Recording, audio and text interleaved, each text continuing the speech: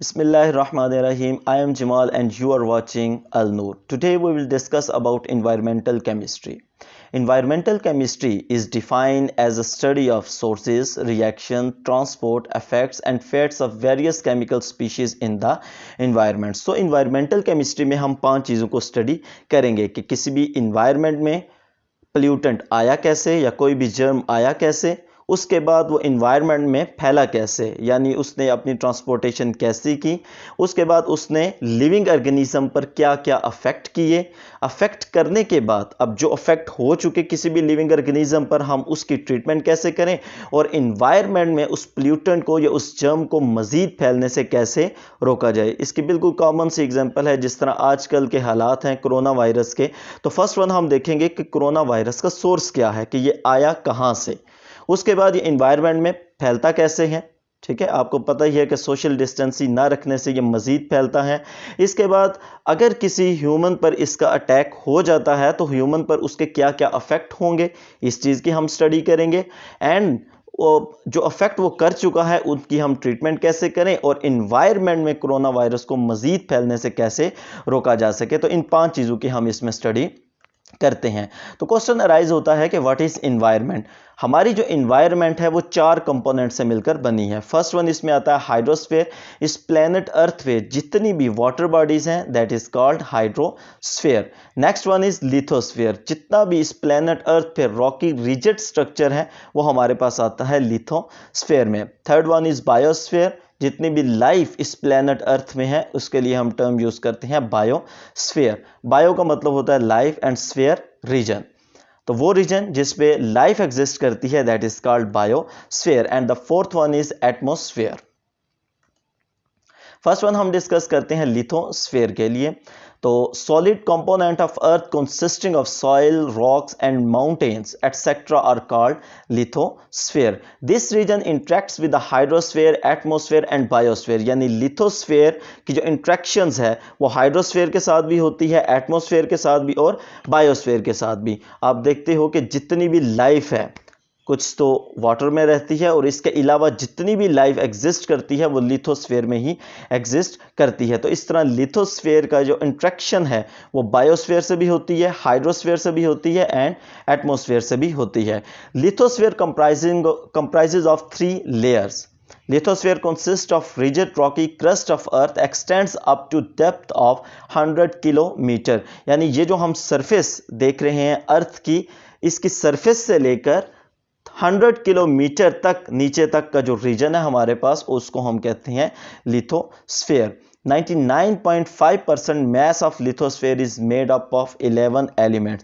यानी इस लिथोस्फीयर का जितना भी मैस है उसमें से 99.5% जो मैस है वो सिर्फ 11 एलिमेंट से मिलकर बना है। इनमें oxygen 46.6%, silicon 27.72%, aluminium 8.13%, iron 5%, calcium 3.63%, sodium 2.83%, potassium 2.59%, magnesium 2.09% और बाकी जो हमारे पास हैं phosphorus, hydrogen and titanium which are less than 1%। इसके अलावा जो कार्बन, मैंगनीज, सल्फर वगैरह हैं, जितनी भी आपको ये मेटल्स नज़र आ रही हैं ये हमारे पास ट्रेस अमाउंट में लिथोस्फीयर में मौजूद हैं, लेकिन सबसे ज़्यादा जो हमारे पास है वो ऑक्सीजन मौजूद है 46.6%। नेक्स्ट हम इसमें डिस्कस करते हैं बायोस्फीयर के बारे में। ऑलरेडी मैंने कहा था कि bio means life and sphere means region, यानी इस प्लेनेट अर्थ का वो रीजन जहां पर लाइफ एग्जिस्ट करती है उस सारे रीजन को हम कहते हैं biosphere. Biosphere is a part of Earth in which all life form exist. It extends 6 kilometer above and 10 kilometer below the sea level। यानी sea level से 6 किलोमीटर above तक का जितना भी रीजन है वहाँ पर आप देखते हो बर्ड्स वगैरह फ्लाई कर रहे होते हैं। तो वो सारा का सारा रीजन यानी सरफेस ऑफ सी लेवल से लेकर 6 किलोमीटर अबव तक का जितना भी रीजन है वो सारा का सारा बायोस्फीयर में आता है। और अगर हम सी की बात करें तो वो 10 किलोमीटर जो डेप्थ है वहां तक हमारे पास ये बायोस्फीयर में आता है। नेक्स्ट हमारे पास आता है इसमें हाइड्रोस्फीयर, यानी इस प्लेनेट अर्थ में जितने भी वाटर बॉडीज हैं वो सारी की सारी हाइड्रोस्फीयर में आती हैं। तो इस प्लेनेट अर्थ में जो वाटर है वो 71% है और 29% इसमें लिथोस्फीयर का रीजन है। बाज सोर्सेज के मुताबिक 75% वाटर है, लेकिन ओवरऑल 70 to 75% आप कह सकते हो कि हाइड्रोस्फीयर का रीजन है इस प्लेनेट अर्थ पे। इस 71% यानी जितना भी वाटर इस प्लेनेट अर्थ में मौजूद है, इसमें 97% ओशंस की सूरत में है और 3% जो हमारे पास वाटर है वो फ्रेश वाटर की सूरत में मौजूद है। इस 3% ये जो हमने फ्रेश वाटर कहा, इस 3% को अगर हम देखें तो इसमें 68.7% ग्लेशियर्स की सूरत में है, 30.1% ग्राउंड वाटर की सूरत में है, जिसको हम बोरिंग करके जो ज़मीन से पानी निकालते हैं वो 30.1% मौजूद है। इसके अलावा जो सरफेस वाटर है यानी रिवर्स और लेक्स की सूरत या स्वैम्प्स की सूरत में जो वाटर है वो 0.3% है और 0.9% हमारे पास अदर वाटर आता है। इसमें आप कह सकते हो कि हमारे पास वाटर वेपर्स आ जाते हैं और डिफरेंट वाटर इसमें हमारे पास आ जाता है, लेकिन जो सरफेस वाटर है it is only 0.3% and ground water is 30.1%। जो 68.7% ग्लेशियर्स की सूरत में है उसको तो हम इस तरह यूज़ नहीं कर सकते। अब ये जो 0.3% हमने कहा फ्रेश वाटर था हमारे पास, सरफेस वाटर विच आर 0.3%, इसमें 87% लेक्स की सूरत में है, 2% रिवर्स की सूरत में है and 11% fresh water is available as a swamps. अच्छा, अब जो हमने कहा कि 0.3% जो हमारे पास फ्रेश वाटर मौजूद है, इसमें जो 11% है इसको तो हम यूज़ नहीं कर सकते। बाकी जो हमारे पास 2% लेक्स की सूरत रिवर्स की सूरत में एंड 87% लेक्स की सूरत में मौजूद है, इस वाटर को हम 69% यूज़ करते हैं for agriculture, 23% for industry and only 8% water is used as a domestic purpose। यानी हमारे पास ओवरऑल 71% इस प्लेनेट अर्थ पे वाटर है। उस 71% में हमारे पास सिर्फ 3% ग्लेशियर्स की सूरत में है। उस 3% में से 0.3% हमारे पास फ्रेश वाटर की सूरत में मौजूद है और उस 0.3% वाटर में से हम ओनली 8% वाटर को यूज़ करते हैं एज अ डोमेस्टिक पर्पजेस के लिए। यानी घरों में जो हम पानी यूज़ करते हैं रोज़मर्रा, वो सिर्फ और सिर्फ 8% हम वाटर को यूज़ करते हैं। लास्ट वन हमारे पास आता है इसमें atmosphere. Atmosphere 1000 kilometre above the surface of earth, यानी सरफेस ऑफ अर्थ से लेकर यानी आप सरफेस ऑफ अर्थ या सी लेवल को देख लो, सी लेवल से 1000 किलोमीटर अबव तक का जितना भी रीजन है वो सारा का सारा एटमॉस्फेयर में आता है।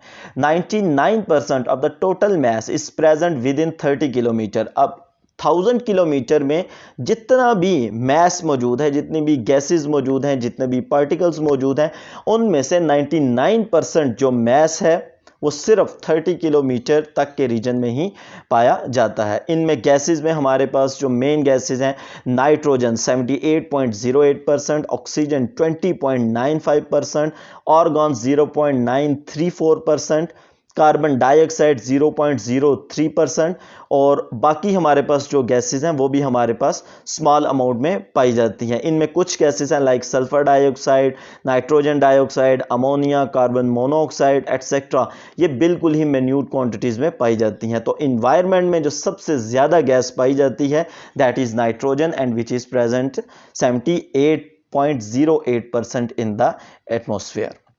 अच्छा, एटमॉस्फेयर को जो हमने कहा ना कि 1000 kilometre above the sea level या सरफेस ऑफ द अर्थ हमारे पास जो रीजन है वो एटमॉस्फेयर है।